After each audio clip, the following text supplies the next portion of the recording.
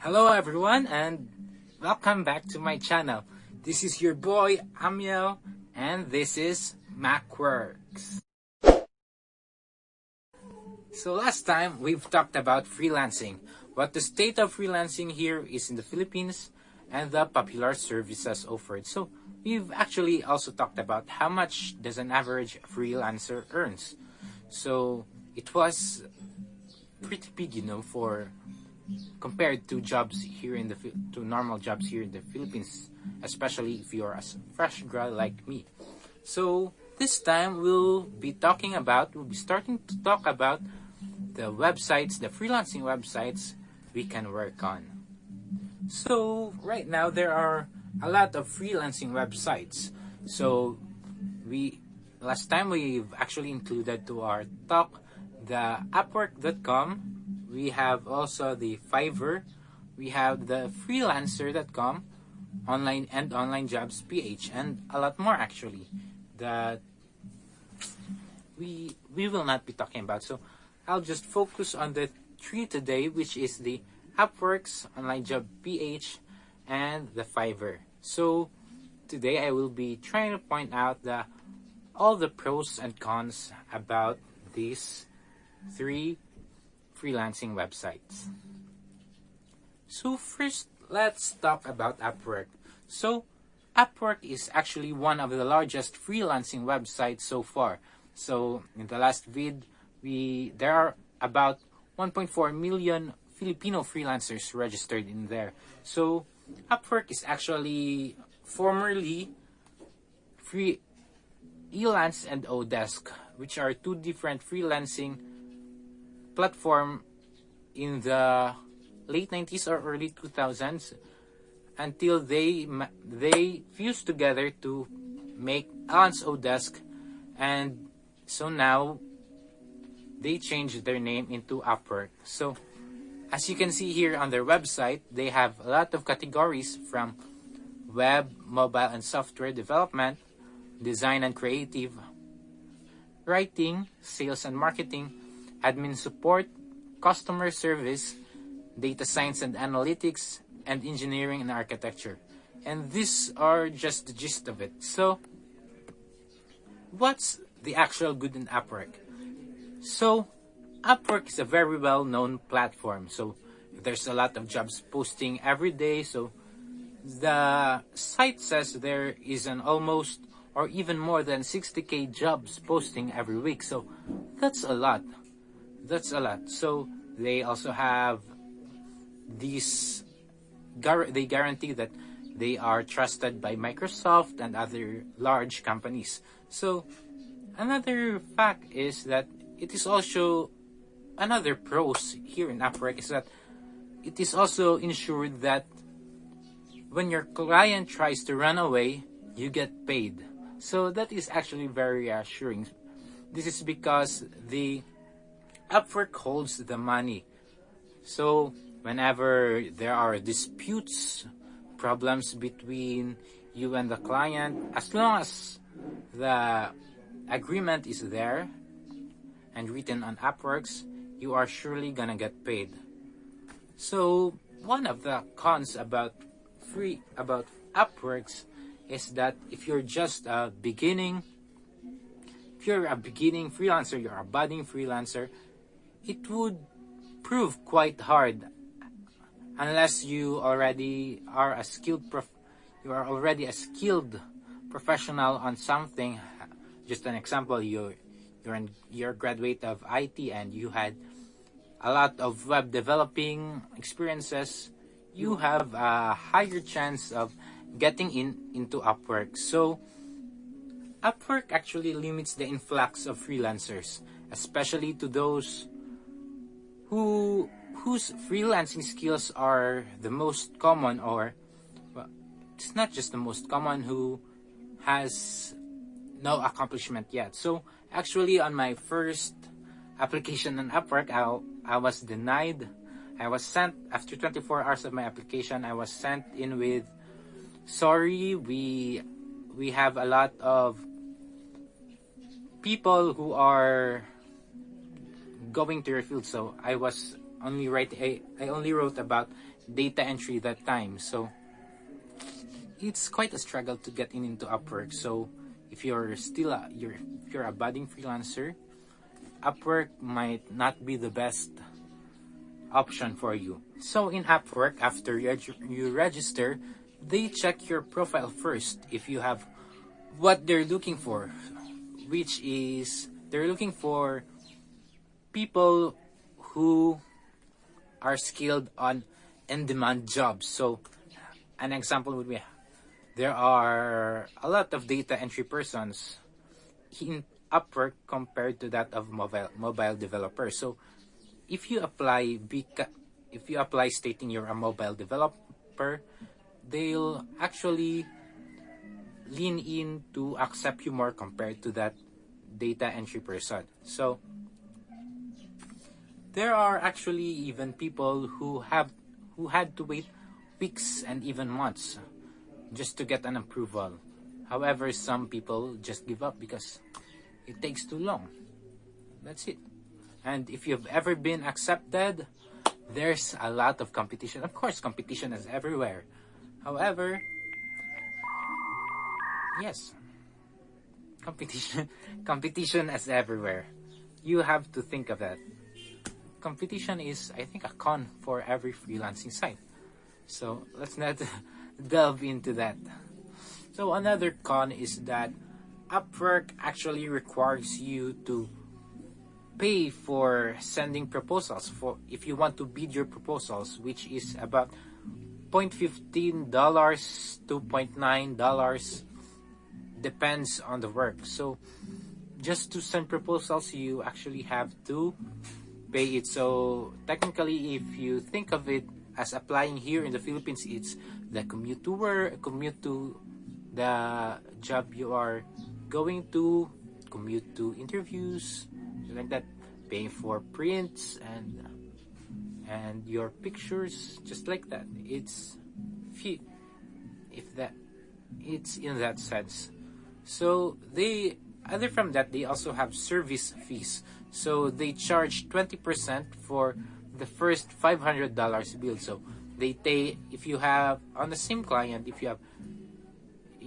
your earnings is $500 and below, $500 and below, they take about 20%. So, but this gets smaller as you get paid higher. So after you've reached the $500 mark, they bill you 10% service fee. So about $500, 0.01 to $10,000, they reduce 10%.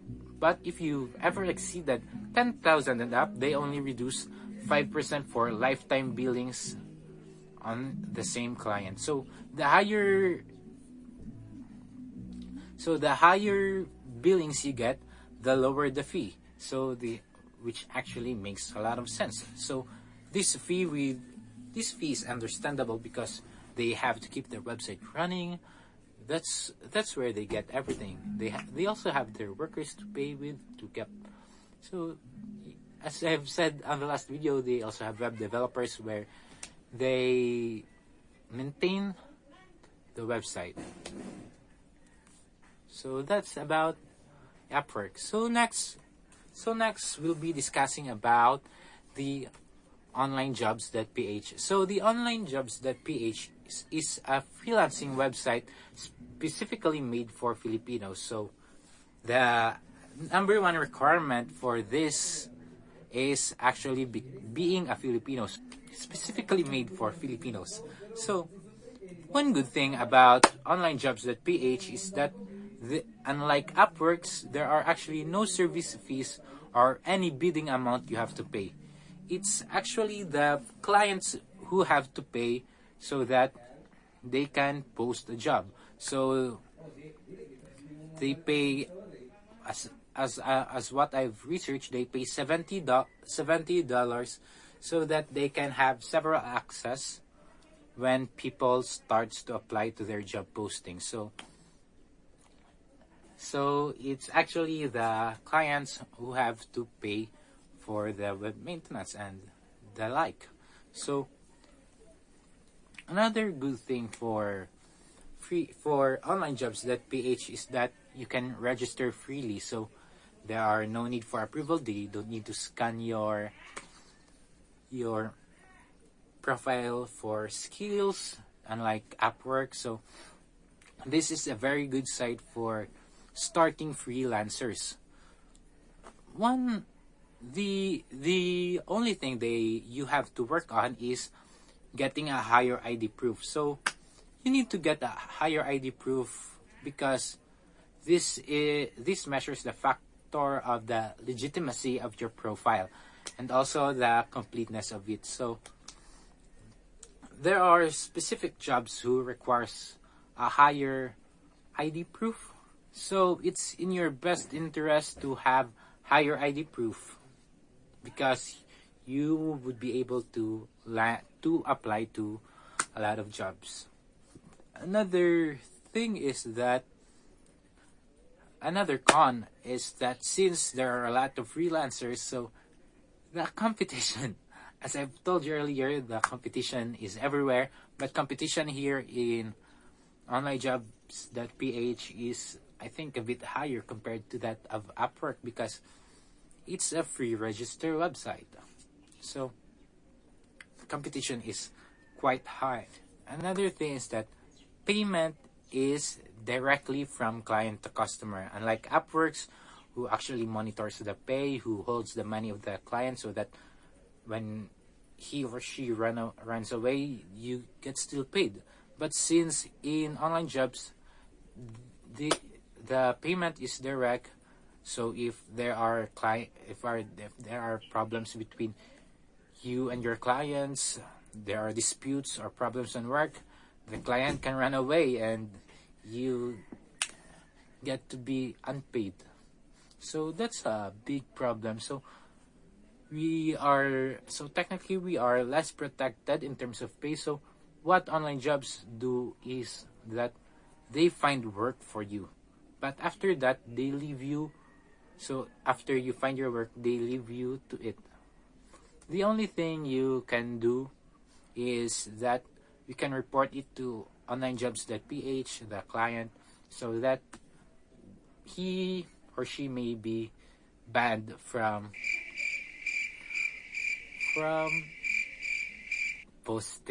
job postings. Yes, that's right.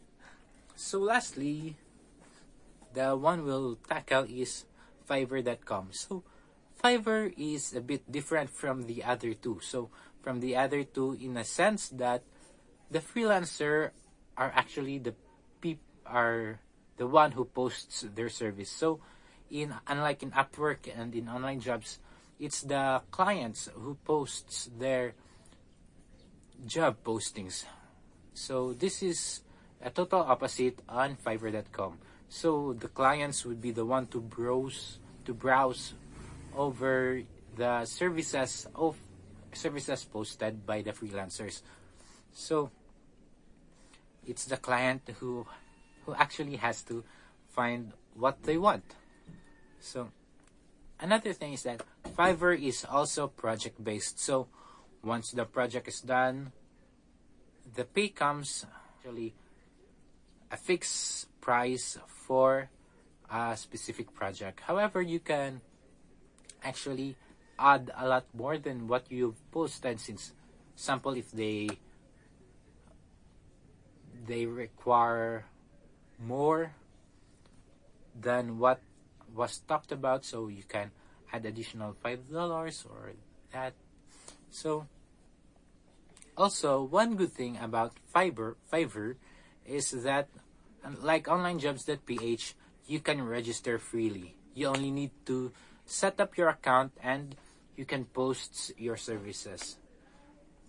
One another good thing is that payment is secured here in Fiverr.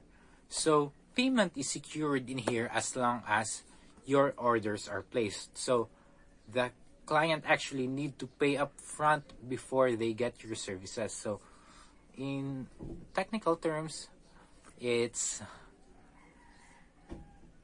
bayad muna bago serbisyo. Ganon.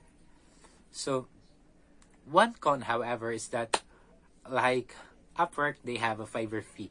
They cut 20% on every payment, no matter how big that is. So, for an example, you are paid $100 for this project, so they take 20% of it, which is $20. So you get $80. That's the same thing even if you only have $5. You take 20% of the $5. So you are left with $4 and the Fiverr gets $1. So this makes sense. So this makes sense. As I've told you earlier, they also need their web maintenance, their site, web maintenance. So I think that's about it.